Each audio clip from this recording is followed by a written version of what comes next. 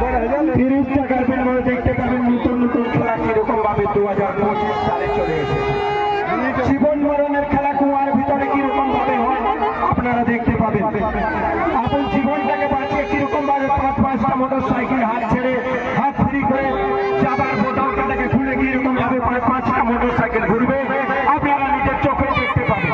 চলে আসুন মা বোনরা ভুলবেন না কিরকম ভাবে 5টা মোটর সাইকেল নিজের জীবনটাকে বাঁচিয়ে নিজের আওয়াজটাকে জানিয়ে কিরকম